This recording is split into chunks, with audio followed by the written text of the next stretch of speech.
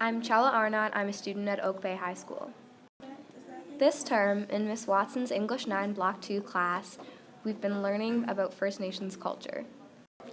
We've also been learning a lot about writing poetry. I love reading poetry, but this is one of the few times I've tried my hand at writing it, so I hope you like my poems.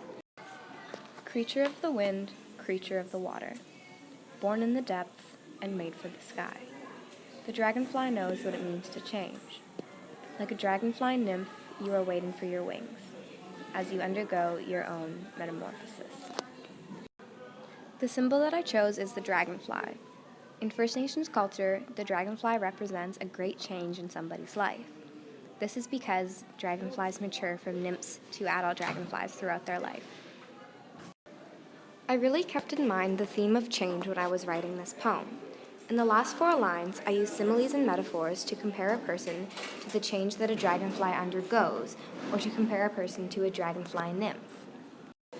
I wrote about this comparison because the change that a person can undergo in their life reminds me of the change that a dragonfly can undergo in its life.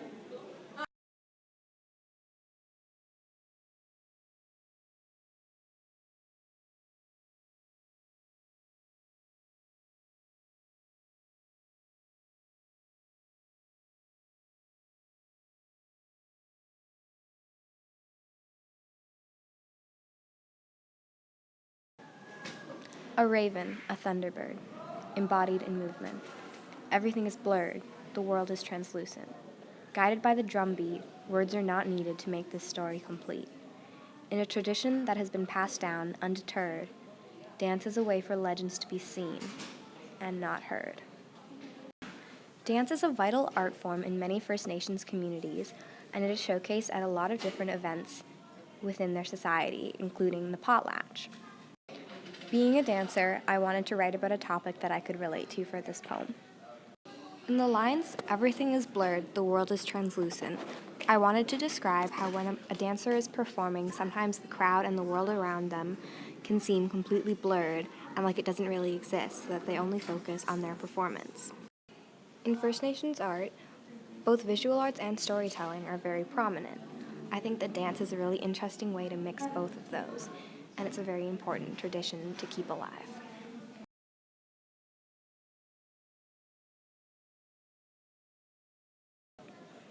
Do not give in to the temptation of deceit, though the truth can hurt. My first haiku is based on the grandfather teaching truth.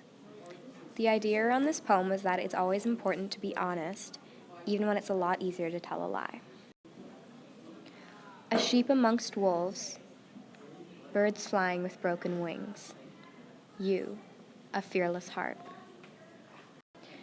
My next haiku is based on the grandfather teaching bravery. In this poem, I simply wanted to write about someone who was really brave, so I compared them to things that I thought represented bravery. The line, you, a fearless heart, is a metaphor describing someone that is very courageous. Waves break like fragile hearts, crashing with a solid rhythm. Raindrops break the surface in a downpour of agony. The glassy surface of the sea reflects the sunless gray sky.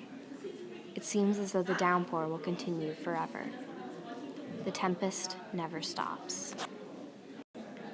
In this poem, I wanted to describe raindrops on the ocean on a cloudy day.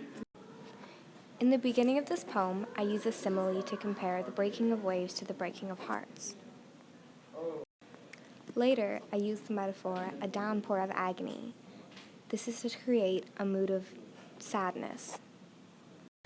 In the line, the tempest never stops, I want to demonstrate the feeling that the storm will go on forever.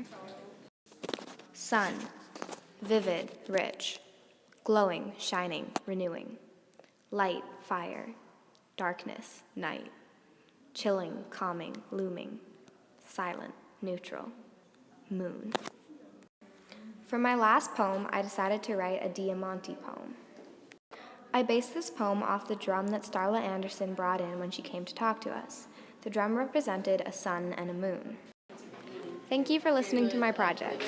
Some people that I would especially like to thank are Miss Watson for coming up with the project and helping me along the way, and Stella Pierce for always being there for moral support and helping me with some of my poems.